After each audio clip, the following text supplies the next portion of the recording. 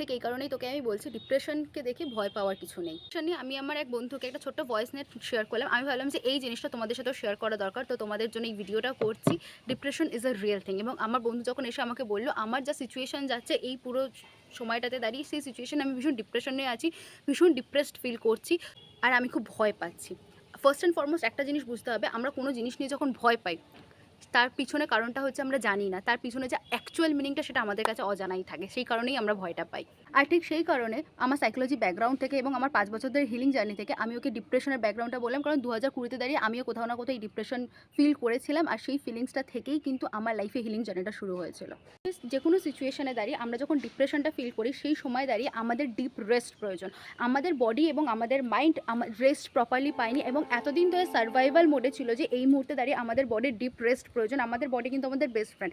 যখনই আমরা আমাদের ইমোশনাল এবং বডিতে দাঁড়িয়ে ডিপ্রেশনটা ফিল করছি তখন আমাদের বডি বেস্ট ফ্রেন্ডের মতন বোঝাতে চাইছে take a deep rest. Particular thinking and ফিলিংয়ের লুপে তোমরা আটকে পড়েছো যখন ডিপ্রেশনটা ফিল করছো, আর তোমার ডিপ্রেশন হওয়ার মাধ্যমে তোমার বডি বোঝাতে চাইছে এই যে থিঙ্কিং অ্যান্ড ফিলিংয়ের লুপটা আছে এটাকে ভাঙতে হবে, এই প্যাটার্নটাকে ভাঙতে হবে, যেটার জন্য রেস্ট নেওয়াটা খুব প্রয়োজন এই মুহূর্তে দাঁড়িয়ে। দিন ধরে তোমরা এমন কিছু ফেস করে গেছো এবং এমন কিছু ফিল করে গেছো যেটা তোমার পছন্দ না এবং তুমি সেটাকে ফেস করতে বা ফিল করতে চাও না, তো তুমি যেটা চাও না সেটা কন্টিনিউ করে যাওয়ার দরুন তোমার বডি ইমব্যালেন্স স্টেটে চলে গেছে। যখনই আমরা নিজেদেরকে প্রপার রেস্টটা প্রোভাইড করি তখন আমরা নিজেদেরকে অ্যালাউ করি যে এক্সট্রা এক্সেস এনার্জি আছে সেই এনার্জিগুলোকে রিলিজ করে দিতে।